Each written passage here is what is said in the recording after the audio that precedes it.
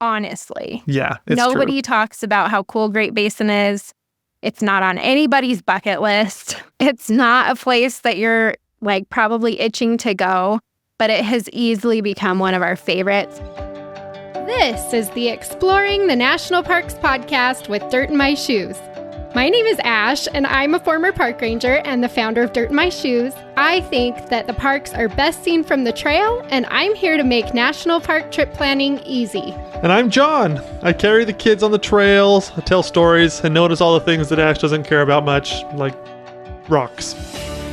Join us as we show you around America's spectacular national parks. We're sharing our favorite places, fun facts, adventures, and misadventures. And we'll even throw in a little trip planning. Let's start exploring.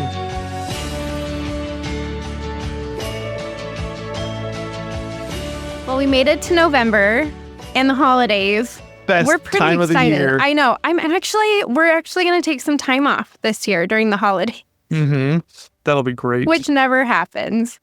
I just like to do too much. Which means that I have more time to stew my apples and make my cider. And we can make, cinnamon almonds. I know. I'm like so excited for all the things I've been wanting to do. And I'm going to watch so many Hallmark movies. I know. My favorite, my idol during, well, I guess I shouldn't say my idol during Christmas. Shouldn't it is be Jesus? Yeah. The person that I really want to be during the holidays and everything is Fezziwig from A Christmas Carol, the one that throws the big party. Yeah. He is my exemplar. John loves parties. We also want to remind you, hopefully you have a really happy holiday season. Our only sale of the year is for Black Friday. Right. I put all the itineraries on sale for 5 days, right in there. Just put that on your calendar if you are hoping to go on a trip next year and you haven't gotten your itinerary yet. Black Friday sale is a huge deal. Like I said, it's the only time I ever put all the itineraries on sale at once. Right. Plan ahead. Well, buy them in bulk. Yeah, I discount them more and then I put them all on sale. So I don't run sales hardly ever because they're already such a good price. And it's a ton of work for me to keep them current. Right. And I feel like they're well priced for everybody. But I do like to put them on sale for Black Friday. So it's fun.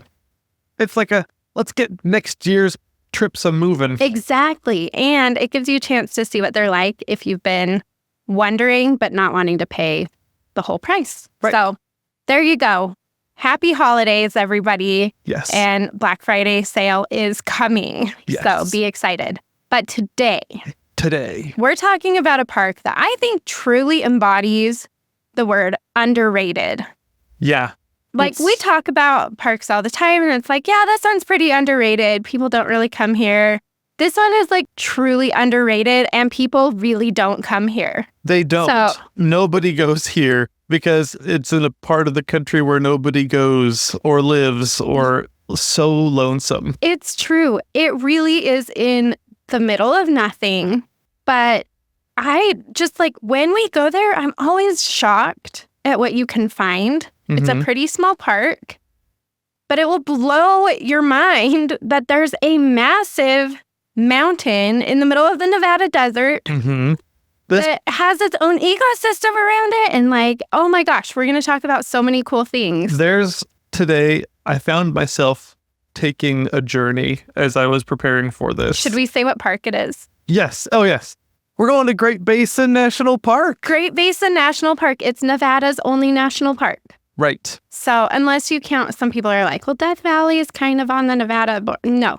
Death Valley's in California. We count Death Valley to California. That's like saying that Yellowstone's in Idaho. Which they do say on the National Park website. I'm know. I don't think that counts, people. Yes. So you have a few miles of the rim and it doesn't quite count. Nevada's only national park, which is Great Basin.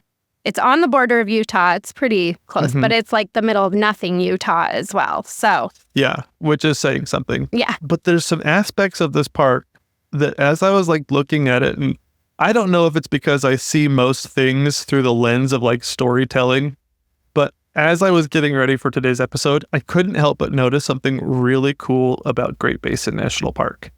The way that I think we're going to explore Great Basin today, at least in my mind, is almost exactly follows the hero's journey. Okay. And if you've never heard of the hero's journey before, I'm not sure if you have, Ash, but I've heard of it. Explain, please. Basically what the hero's journey is, it's like a framework that movies and books and great myths and legends follow.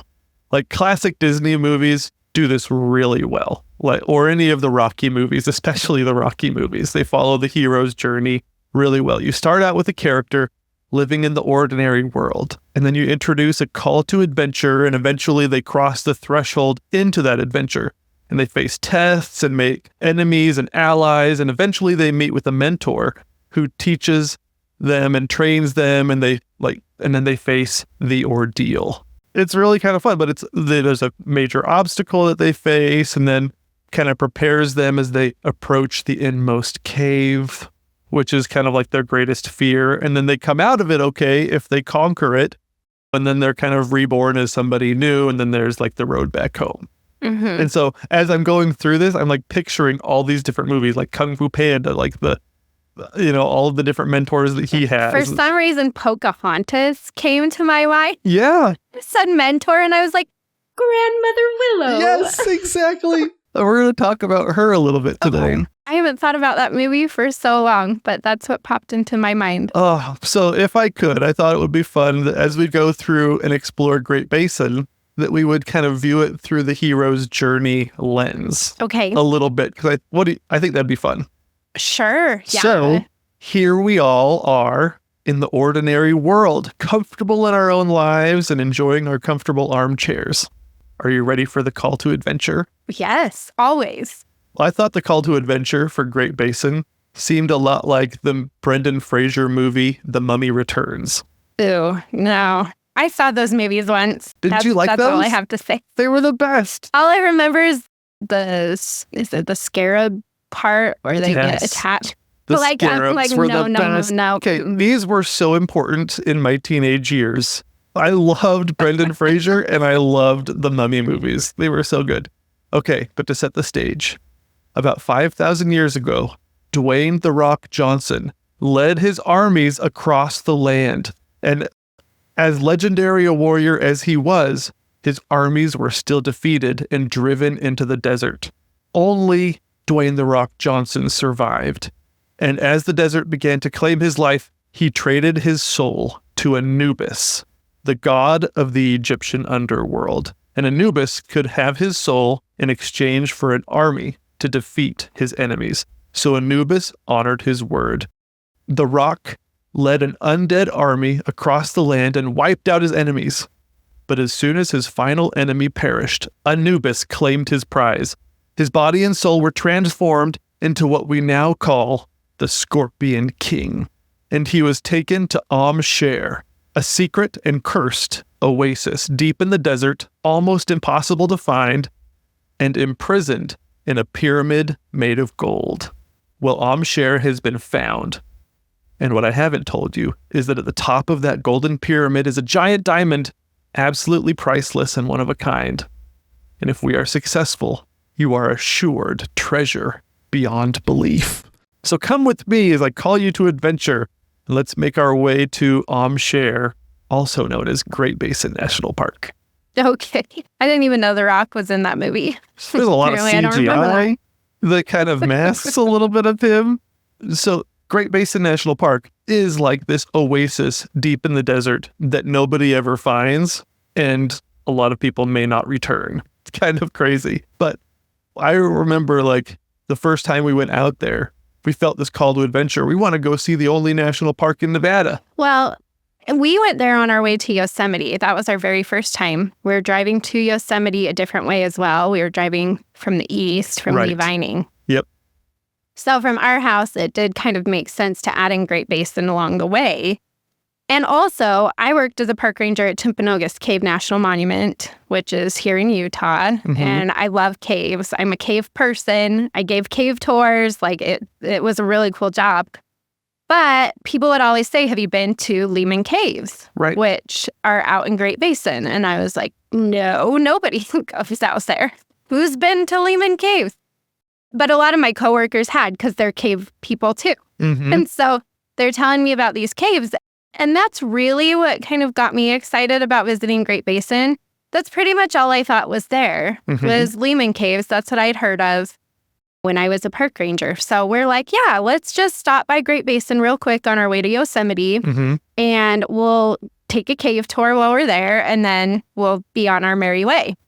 And then we got there, and not only are the caves really cool, which we'll talk about, but I just was not expecting like an alpine environment, a high alpine environment with a big mountain and lakes and fall colors and all this stuff. And it was just like, this does not look like Nevada. This is not supposed to be out here in the middle of the desert, because it really is in the middle of the desert. Everything around it, even as soon as you get off the mountain in Great Basin, it's just flat, arid, dry, hot, ugly land. Like, even from within Great Basin National It's Park's true. boundaries. As you're going up the hill to go to the caves, you're like, meh, this is nothing. It's crazy. You can even be inside the national park and be like, I don't know why we drove. I don't understand our decision making. I think that we need to evaluate some choices. But listen, after that first trip, we were like, oh, dude, like, we're coming back and we're staying for a little while, because we just were so impressed. Yeah. And we're so surprised that nobody talks about how actually really cool this park is. Yeah, the first time we only had a handful of hours to explore. To go to the caves. Exactly. That's all I wanted to do. That's all I thought you could do. Exactly. You get here, you're even on the foothills of the mountain, and you can even be like midway up the mountain. You're looking out at this vast, barren-looking place. And there's nothing around. Like, even I was laughing as I was preparing for this, because it was like, usually we talk about like our favorite gateway towns and like restaurants to eat at and stuff like that. And it's just like, like, our favorite restaurant, they're closed. There's hardly anywhere to stay there. I mean, it's getting a little bit more built up over the years, but basically everything from the oasis out feels like you're going to get murdered. You're just in the middle of the I mean, it's really funny. So today's episode anyway is going to be super different. This park is really small. Yeah. There's not a whole lot that you're going to want to do as a first-time visitor. And like we said, like, there's not really anything in the gateway. There's not really, like, it's not your typical national park experience. So if you're coming from Utah, you're going to get off at I-15 at a few different places, and you're just going to drive east or drive west forever for a very long time. And you're just like, every time we drive out here, I'm always looking around like, are we going the right way? Shouldn't we be there by now? Are like, those the mountains? I know. Is that the mountain that's supposed to be really cool? No, we've been driving out here for a long time, and why are we not there yet? Yes, this is crossing the threshold into the adventure. And a lot of times the hero in the story or whatever realizes, ooh, this isn't all just going to be fun. You have a lot of second thoughts on this journey. Yes, exactly. You're going to go through it. This is where you start to find the realities in the journey and start to have some tests and trials as you get all the way out. Like, there's no gas and there's no food. And we stayed in a really sketch RV park once near the park. Yes. Anyway, it's pretty funny, but this park really is so special. It's just so super cool. Well, it's like that diamond in Cher. It's the diamond in the rough. There is so much rough around this place. Yeah. And it's rough getting here. But you get up there and man, it's awesome. It is. So let's keep going with the tests and trials and let's actually get inside the park. But we're not going to do the underworld until later, if that's okay. I have no idea what you're talking about. So just take me on a journey. Awesome. Okay. So Baker really is like the gateway town. Yeah. So there's this tiny town of Baker. There's one inn, really the Stargazer Inn, which has good reviews. You can stay there. They do have an RV, like a couple RV spots behind it. Mm-hmm. So yeah, so you have really just one place to stay pretty much, the Stargazer Inn. There are a couple Airbnbs popping up a little bit in this area, but the Stargazer Inn is the main place to go. It does have some RV spots behind it, and that's where I would stay if I wanted full hookup RV spots. That would be my choice. So that's really your option. And then there's a couple of restaurants. Mm-hmm. So we used to go to Kerouac's, which was our favorite. They are no longer there. Right. So your options pretty much are, so there's a cafe in the national park Mm-hmm. up at the Lehman Caves Visitor Center. That is good, but it closes like at 5. It closes right before dinner. So that's more a lunch spot. Right. If you're looking for dinner, then there's like a Mexican food truck. There's a new restaurant that I've never tried, Sugar Salt Malt. Yeah, it sounds pretty decent. Yeah, so that's there. But that's it. So otherwise, you need to drive out to Delta, Utah, which is the nearest town in Utah. Which is a pretty far backtrack. It is. They have a McDonald's. Or you drive to Ely, Nevada, which is the closest town in Nevada. Right. And Ely it's a decent size. Mm-hmm. There's stuff to do there. It's just, again, it's kind of far. You're like way far out from the park when you're in these places. So What we're saying is bring a cooler and a bring lot of your your own own food. food. there's no groceries. There's not a lot. So either plan on driving to Delta or Ely or bring what you need. Maybe eat at the cafe or one of these restaurants. Their hours are weird too sometimes Yeah. because it is such a small place. So When they're this small, a lot of times they'll just be like, put a sign on the door, be back tomorrow. Or this is the kind of place Yeah. you're visiting. And so you have to come prepared to this place. Otherwise, you could get really screwed over by something like that happening. yeah. And there's a National Park Visitor Center right down there in Baker, basically, at the bottom of the hill. So you can stop in there. You can talk to a ranger. There's a gift shop, stuff like that. You can get what you need as far as like a map, Right. Exactly. maybe a few snacks, but not much. So they do have a visitor center there. And then from there, there's really only 2 paved roads Mhm. in this park. And so from that visitor center, you're heading up the hill through the desert onto our next adventure. Exactly. And so one thing that's super funny, along this road, 'cause from Baker, you literally are just driving up, like really up high. And you're going up the foothills, you're going up towards this mountain. There's a ranching exhibit that's along the way. It's kind of fun. But Ash and I, we love this park so much. We told my sister, you've got to go check out Great Basin. But she didn't plan that far ahead.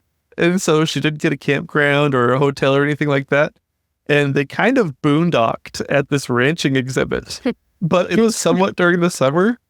And they came back from that trip sunburnt, dehydrated, and were just so mad at me. I don't think it's our fault. There is some boondocking around, yes. I'm not sure that's one of the spots. But yeah, it's so barren. But they still have fun because of something that's really cool about this park. Yes, that's true. The stargazing. The stargazing. So we'll talk about that too. Yes. But what's our next adventure, John? Where are we going? Okay, so we're going to head up, and as you'll follow the park road up, and then there's going to be a turnoff. You can go left to Lehman Caves, or you can go right, which will take you up to some of the campgrounds, but also that takes you up higher and higher towards a lot of the other fun stuff in the park that we focus most of our time on, probably. So that's the Wheeler Peak Scenic Drive. Right. Is what you're starting. Wheeler Peak is a 13,000-foot mountain in the middle of the Nevada desert. Yes. It has its own alpine ecosystem. And that's what I'm talking about. Like, you get up there and you're like, I'm sorry, there's trees and there's creeks running down that have fishing, and there's Lakes. high alpine lakes, and there's aspens. The aspens You blew keep me going away. up.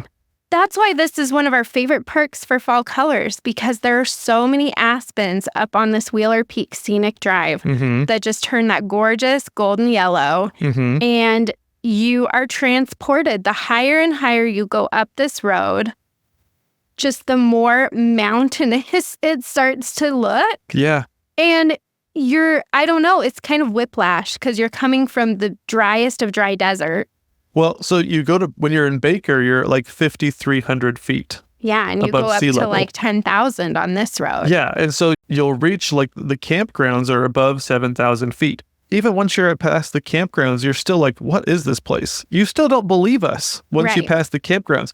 You have to pass the campgrounds, and it's not until you get to like 9,000 feet by Mather Overlook when you can finally see some things, and you're just like, whoa, there is a wilderness up here. Yeah. There is a cursed forest up here. It's so cool. And so the first overlook really of note that I really like, that you can kind of see this Alpine ecosystem that actually is hidden in this mountain cirque, is the Mather Overlook. And then you get to the Wheeler Peak Overlook. Mm-hmm. And it's super. And this is where things just really start to get neat. Yeah, you get to see the mountain really well. You're starting to get into the trees. This road, so after you pass the upper and lower Lehman campgrounds down there, which I will mention, some of the spots say that they're long enough for a trailer. Mm-hmm. And navigating those campgrounds are a little bit difficult. A lot of the spots aren't very flat. Right. Has been our problem with that campground and why we don't take our trailer there very much. So just keep that in mind. Once you pass those campgrounds, then you are limited in your vehicle length. You can only be 24 feet or less because this is a high elevation mountain road. Yeah. So it does get curvy. It does get narrow. There are drop-offs. So just expect to be on this higher elevation road as if you're driving through a mountain range. It's just one mountain yep, exactly. that you're driving up to, but it is pretty typical mountain driving. Exactly. And then you get to the point where after we've had lots of tests and trials along this road here, this is where you get to one of my favorite songs in the Hercules movie, Zero to Hero. Oh, yeah? It's so good. Zero to hero in no time flat. This is the part of the movie where Hercules fights the Hydra, and then he fights the boar, and then he fights the lion, and he's just like over and over, boom, knocking him out. And it's awesome. And this is where you'll get to the parking lot and you'll be like, oh man, I got this. And it's so good. Been through the desert, you climbed the mountain, and now you've got some hiking to do. And you're like, yes, I am on the road from zero to hero. And it's so good. I feel like I stay zero. I was thinking about this. I am too chicken to hike to the top of Wheeler Peak. That's not like the main hike. So we have a favorite hike, which we'll talk about. But this is where if you want to hike to the top of Wheeler Peak, you would do so from here. Right. There's this big, well, it's not like big, but there's a parking lot up here at like 10,000 feet. Yep. There's a campground as well, the Wheeler Peak campground, which, as I mentioned, you can't have longer trailers or anything up here, so it's mostly tents. Right. But you start a few different really cool trails from this parking area and campground. This is the heart of everything, in my opinion. Yeah, and this is what just blew me away is you get out of here and you just sniff in the pine scent, and you're like, why is there pine scent in Nevada? Really weird. Should be just sagebrush. And you look around and you have this mountain peak kind of towering over you, and you can hear the squirrels and you can hear the birds and water. Yeah. There's creeks running through here. And so at this parking lot, you can access a bunch of trails like Ash just said. You can do the Sky Island Forest Trail, which is like a super short ADA accessible loop. It's really short and wonderful. But what I love is the Alpine Lakes Loop. That's our favorite. We do the Alpine Lakes. You can do just the loop and go to the lakes. Or you can add on the Bristlecone Pine Forest. Yes. And the glacier. Yes. So this is our favorite to do all three while we're up here. And they just all meet up together. It's one hike. In case, we just did take a moment to... In case, she just brushed over how cool that was. No, we're going to dig in, I promise. So you can go through past these lakes, and then, the Bristlecone Forest, and then the glacier. And it's just like, whoa, slow down. I was giving an overview. The Hydra, the boar, the lion. Sorry. I was giving an overview. 0 to hero. Okay, let's start at the lakes then. Oh my gosh. And what are their name? What's the first one? Stella. Stella!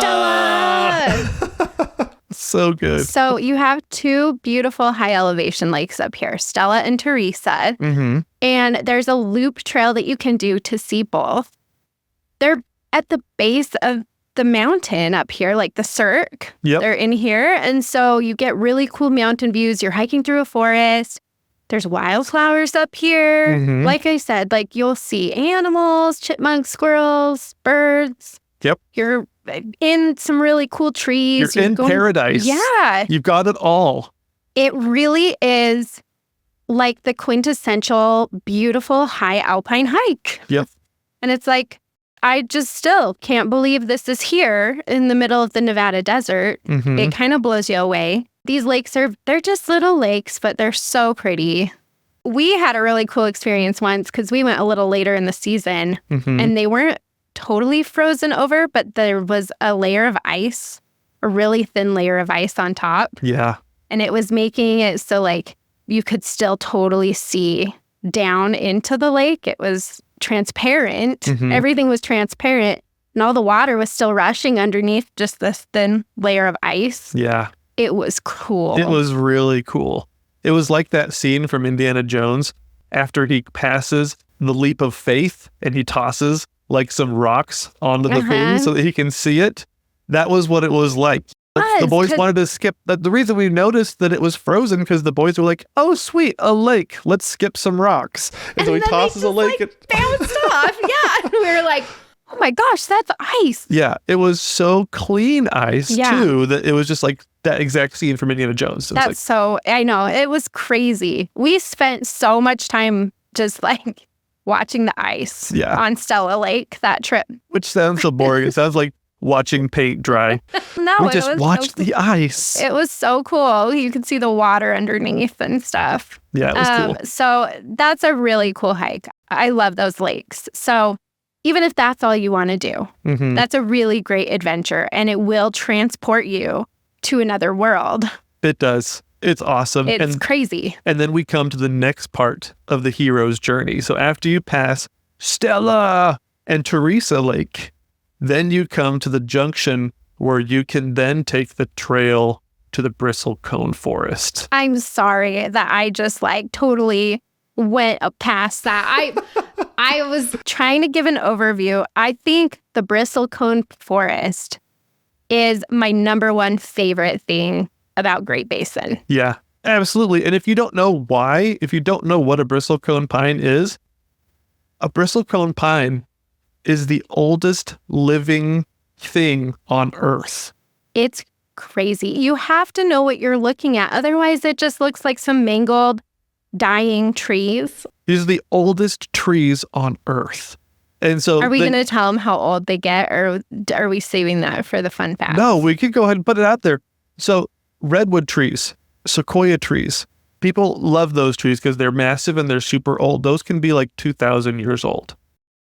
Bristlecone pines can be like 5,000 years old. That's what's crazy. So they found a bristlecone pine, the oldest bristlecone pine that they know of, was found in Great Basin National Park. Right. Unfortunately, somebody cut it down, which just hurts my heart. It was before it was protected. Right. Wow. I think he cut it down to count the rings. Oh my gosh. I think was the story on it. He was like, I wonder how old this one is. Cuts it down. Oh my It gosh. was the oldest living thing on Earth. Yeah, and it was over 5,000 years old. Which is why they don't cut them down anymore. They just take like little core samples Thank of the goodness, trees. my gosh. Can't believe, I know, I'm just like, that just makes me sick. But what's cool is as you're walking through this pine forest, this bristlecone pine forest, they do have like some little signs next to some of the trees saying about how old they think they are and stuff. Mhm.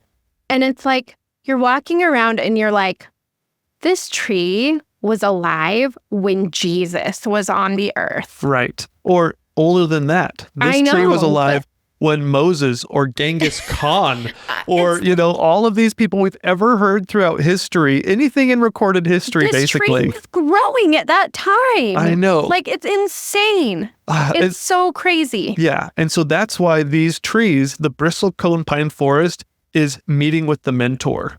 It's true. It's like grandmother. And you just want to like stroke and love the tree. Oh my gosh. Like, I have such an old friend here. Yes. Honestly, there's so much perspective here. Like, it just kind of like, it's surreal. It's unreal. You're sitting in these trees, such a young creature we are. Yeah. And you're among the oldest things on planet Earth, basically. And it's not that hard to get to them. That's what's crazy. It's like these are like these trees in Great Basin. Like we said, they found the oldest tree in this national park. Yeah. And the thing is all you have to do, I mean, yes, it's a journey to get here a little bit and you're kind of in the middle of nowhere, but it's a paved road up to a parking lot in the mountains and then a couple mile hike. Yeah. It's not like you're like having to go deep into like the wilderness or anything. You can access these trees relatively simply. Yeah. It's just, you got to put in the trip planning and stuff. But holy cow, like the fact that you can get back in there and see these with so little effort also blows my mind. Yeah, it's so crazy. But these trees, the way that they grow is so unique too, because they're so gnarled and they're twisted. And so gnarly is like the perfect way to describe a bristlecone pine tree. And they almost, if I was to walk among them with like my little candle lantern, it would be a very haunted forest feel. It does. It looks really twisted and crazy. But really what these are is they are the grandmother willow. They are the Manoa tree from the Aragon books. They're the tree of souls from Avatar, or the Deku tree from Legend of Zelda, Ocarina of Time. When I walk among these trees, I kind of have that mentor-mentee feeling a little bit, where it's like, oh my gosh, there's so much that these trees have been through that they could teach me, and pass that on to me. It's such a unique experience. There are very few experiences where you can walk through so much, a wealth of experience. I know. It feels like a collection of wisdom. It just does. It's like, these have been here for so long, and it gives you hope a little bit too, I think, as you're walking through and you're like, I'm just a speck, but I get to experience this and be here and see these beautiful things that have been here for so long. It lifts your spirit. Yes, exactly. So we love these trees. John has a shirt from Great Basin with these trees on it. Like we have a bristlecone pine in our backyard right now, and it's tiny because they grow really slow. And if we ever move, John is 100% going to dig that up, take it to our next house and transplant it. I bought this tree from the nursery after we went to Great Basin. Yeah. Because I thought it was so cool. He needed a bristle. And it just past my knee. And so we're celebrating that. I think there's a meme about it from The Office. It's Dwight Schrute. He's like, this is taking so long. I could have grown mushrooms this tall by now. It's just like, that's exactly how this tree is. It's just like, anyways, it's so all funny. The rest of our trees, like, because our yard was totally grass when we moved in, and we planted 30 trees because we are tree people. Yes. The rest of our trees have grown really fast, so they're getting really big, and they're pretty tall now.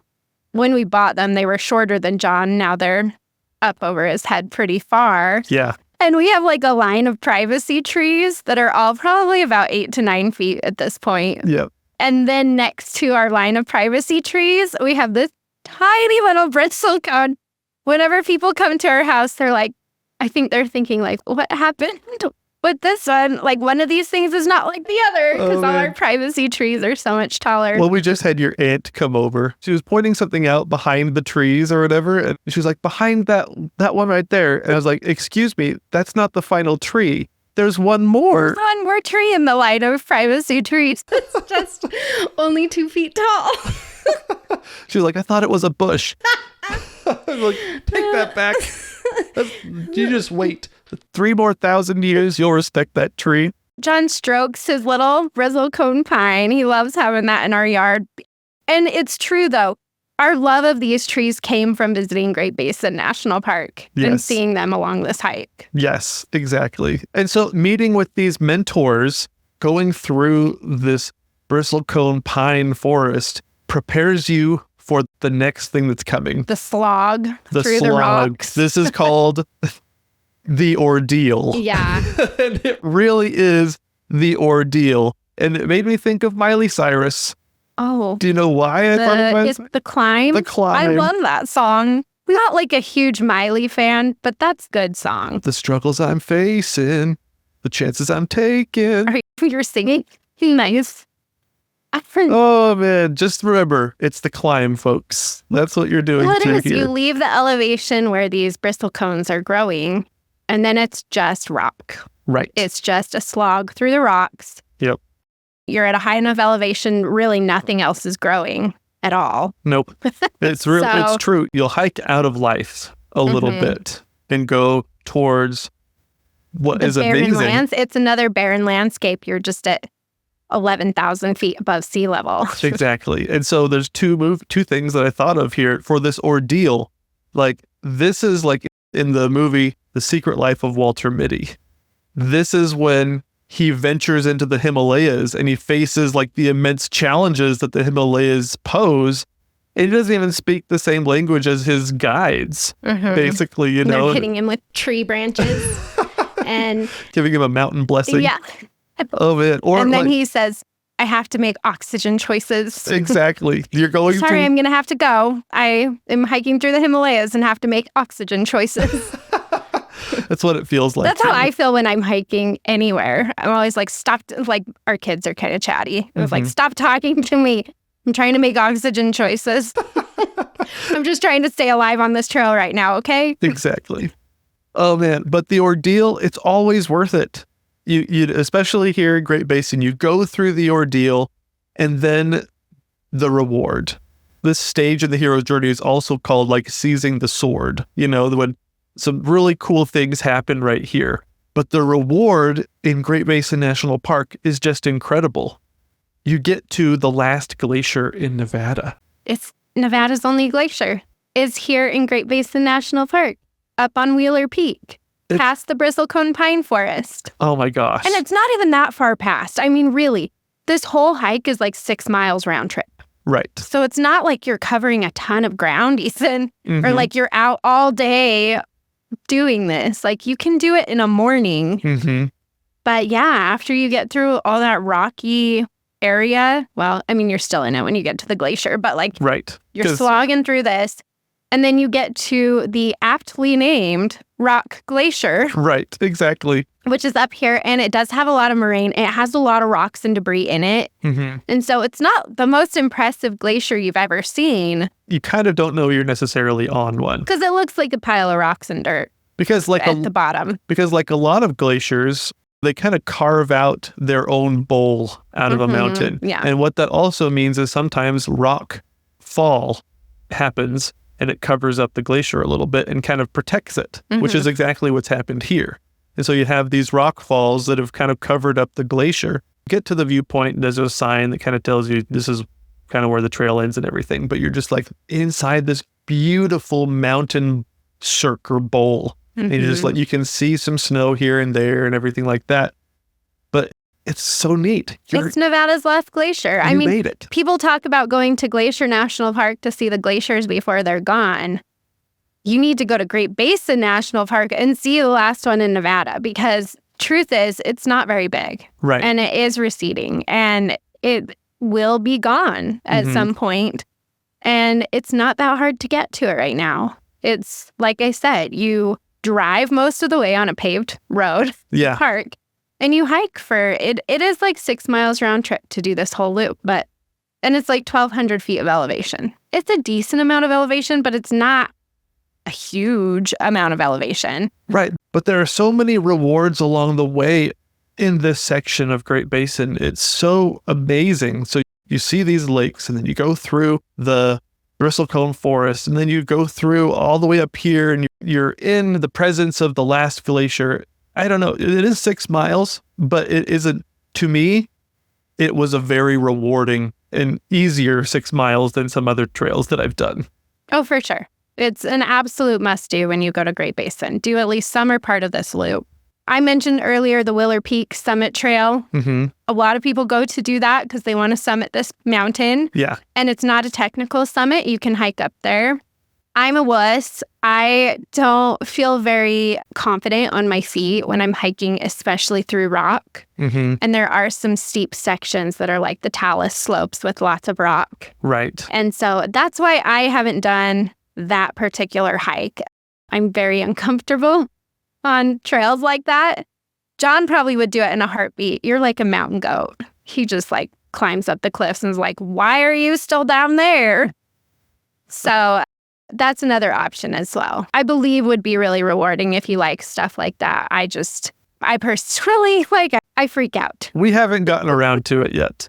We'll get there. I don't know if he's going to be able to talk me into doing it. We'll see. It looks pretty steep, but that last climb up to the summit just looks like might be a little bit too much for me. Yeah. I need to have my hero's journey, get some more confidence. But honestly, for me, like the diamond at the top of the pyramid is really the glacier. Yeah. Like that's what it is for me.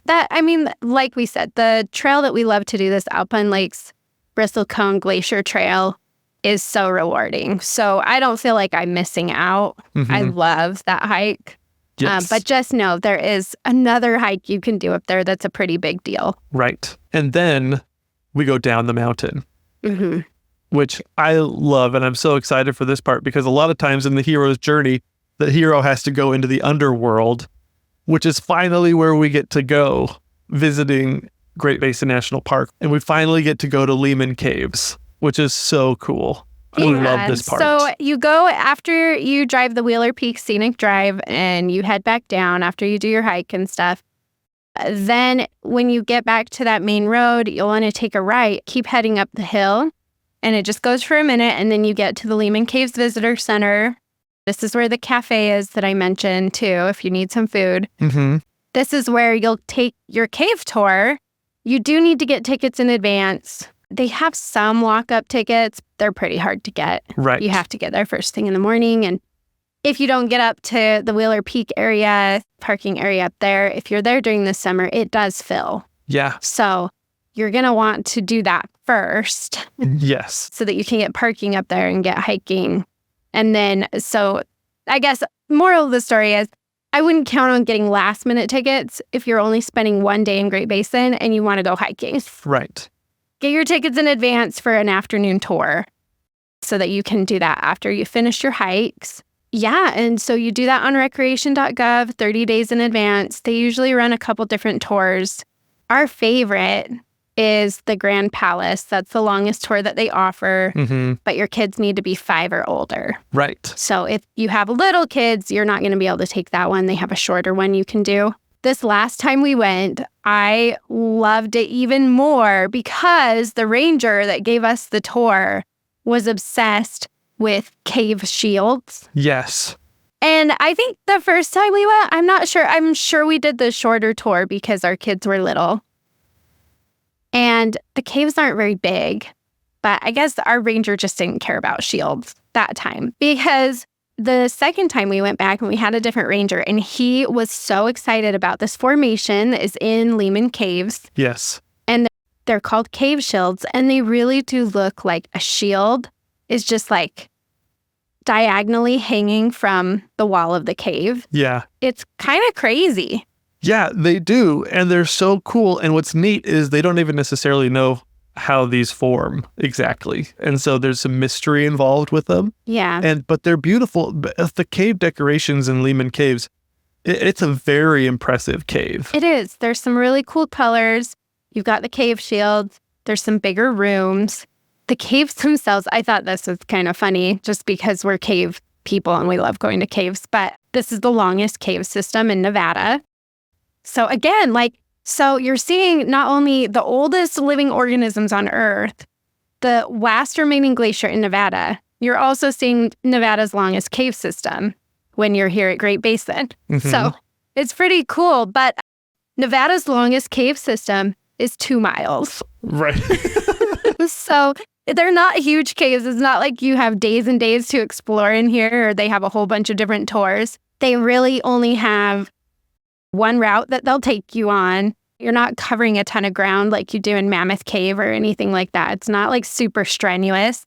It's a lot of walking and looking and talking with the ranger. It's a slower pace, but it's a really cool cave. Right. So if you want to impress your ranger when you go, train your children to say, "Hey, ranger, can you tell us about the cave shields in Lehman Caves?" And they'll be like, "Oh my gosh, this is the best kid ever." Yes, exactly.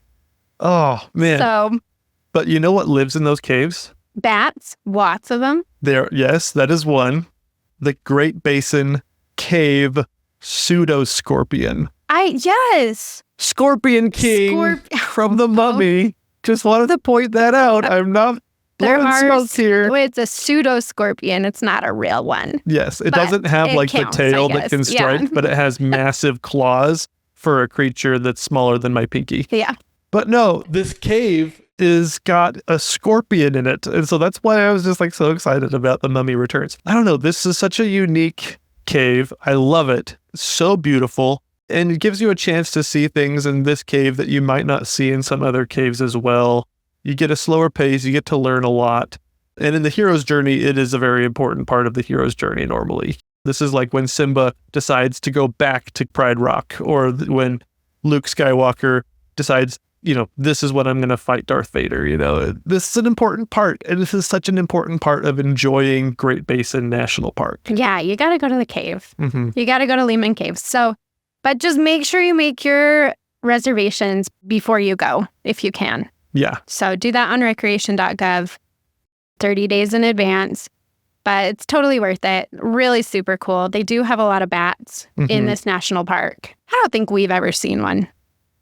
I think we might have seen some in the evening in the parking lot before our next fun item to do in this park. So the last main thing to do in Great Basin. So you've gone to the high elevation area and done some hiking. You've toured Lehman Caves, which are super cool. And we'll go deeper into the caves in the fun facts episode. We don't want to steal John's fire right now and what he's going to talk about, what that makes these caves so cool. But if you want more information, that's in the fun facts episode. Right. And then really the last thing that just makes Great Basin so special is the night sky. Yes. The stargazing here is insanely good. Mm-hmm. They have whole programs around just how good the stargazing is here. And there's other national parks that do this as well. But I would say Great Basin really is like the place to be for night skies. Yeah. Great Basin, they have an amphitheater, their stargazing amphitheater up near the Lehman Caves Visitor Center. Mm-hmm. So just right in this area as well. Plan on catching a ranger program if they're running one. You've got to. It's so cool. Yes. And they do an astronomy festival in September, which is really cool. What I found out, I didn't know this, is that Great Basin has the only research grade observatory in any national park. So they do stuff here. It's really cool, but the night sky, oh my gosh. It's so good. And the program is so good. Like, I don't know. And I missed the program. Do you remember? Yeah, this is where I would recommend bringing a jet boil instead of a pocket rocket. We tried to make hot chocolate for our kids during this, because this particular time, it was like the end of September. It was pretty cold. It was really cold. And so we were like, we'll make hot chocolate and take it to the ranger program. Because they talk for like 20 minutes and then they let you look through the telescopes. Mm-hmm. And so we're like, we'll just drink it while they're talking. And so I sat out in the parking lot away from the program so that I wouldn't disturb people. They're very light sensitive for this ranger program. Yeah. Like all of the lights are covered in like some type The of red cellophane. Yeah. Yep, It to has cover to be red light. Exactly. So I'm sitting out in the parking lot trying to boil water. This is pre-jet boil days where I just had a pot and a pocket rocket, which is a tiny little backpacking stove. It's like trying to boil water with a candle. The water never boiled. Like, it didn't even get hot. I was out there for like a half an hour and it didn't even do anything. So no hot chocolate for us. I missed the ranger program, but I did come back up for the telescopes.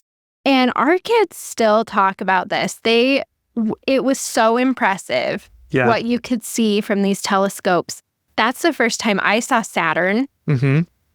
And my gosh, you can see it so good. Yeah, it was so amazing. Cool. We also saw the Ring Nebula, which looked like a Cheerio up in the sky. It was so cool. Yeah. So the night sky part of Great Basin National Park is an absolute cannot miss. Well, you're so far, like the trials we talked about of getting all the way out here. There are so few communities close to here that even like there's no light coming from anywhere around here. Yeah. And so when you look up into the sky, there's no halo from any city. Well, and you're at a pretty high elevation. Mm-hmm. You've got less ozone to work through. Exactly. And we've been a lot of places with really good night skies. Mm-hmm. Southern Utah, like the Utah parks have such good night skies. Yeah. But I would say Great Basin's my favorite. Mm-hmm. For night sky, for stargazing, it can't be beat. It's incredible. So that is, like I said, a must do. What I would do if I'm planning a trip here, if you're wanting to see it, you could give yourself 2 days and have enough to do. Mm-hmm. You'd be relaxing a lot. Right. Too. So you can do all that we described in one day. So if you spend the night before and then you have the full day, you head up to the Wheeler Peak area first, like first thing in the morning. You do that all morning. And then you go tour Lehman Caves in the afternoon. Mm-hmm. And then you stick around for the night sky programs to do some stargazing, even if they're not running a program, like at least do some stargazing. Mm-hmm. And then you go to bed and then you can leave the next day. I mean, you've really covered the main 3 things that you have to do in this park as a first-time visitor. Right. Oh, it's so good. That's the perfect trip. It is. Like that's how we would experience it again if we went back. That's what we would do. We are going back. Well, right. but I feel like it's such a small park that you would probably just do similar thing. You would have the same trip almost every time. Yeah, that's true. Because it's the perfect day. The perfect day. There's no way to beat that day. I know. It's so good. There are some other things through four-wheeling roads and things like that. There's 4x4 roads. I mentioned there's creeks you can fish in. There's a lot of trout coming down these creeks in this park. So people like to do that. There is an area in the northern part of the park, the Strawberry Creek area, that is really good for bird watching. That's another option too. We generally, like I said, just do those 3 things though. We're not big off-roaders. Right. We're not big birders. Yeah. John's starting to get into fishing, but he's not a great fisherman yet. So we don't do that either. You'll get better, babe. Yeah, I will. You're getting there. I will. But it's also like to us, I feel like Great Basin is kind of like Disneyland, where you go. No, you can never, ever say those 2 things in the same sentence. This is how I did Disneyland with my family growing up. We had like our favorite rides that we would get, like as soon as we got in the gate, we would rush there, you know, and you do those first few rides. And then after that. And then it doesn't matter. Yeah, exactly. What the rest. No. You cannot say it's like Disneyland. It's not even close. Fine. It's like Universal. No, it's not. It's so quiet and peaceful and lovely. It is a great place. You should walk away from Great Basin feeling very fulfilled and relaxed and surprised and just happy to be alive. That's the last step in the hero's journey. That's the completion. That's the return back. And you've been kind of reborn as something new. You're a new person. Yep. Because you've experienced this really cool place of extremes. Yep. And just had, like I said, the perfect day. Yep. And then you're the hero. So for today's task, just thinking out of the three main things that we love about this park, the caves, the Bristlecone pine forest, or the glacier, what is your favorite? And I think that should be our task for the day. Yeah, head over to the Dirt in My Shoes Facebook or Instagram page. We'll have a post there where you can chime in on what you're most excited to see if you've not been there, or what you liked the most if you have. Not very many people have. We're assuming most of you will be just letting us know what you're most excited to see when you get there. Because they're such different and wonderful features. All three of them. Yeah. I just love them. Dude, the most underrated park, honestly. Yeah, it's Nobody true. talks about how cool Great Basin is. It's not on anybody's bucket list. It's not a place that you're like probably itching to go, but it has easily become one of our favorites when we just want a nice trip to a national park. A very quiet trip, too. And if you just want to feel like you're removed from the world, honestly, it's been kind of crazy lately. There's a lot of chaos, and this park is the perfect place to go if you're just like, you just want to get away from it. You just don't want to have to deal with it. You don't want to have to think about things.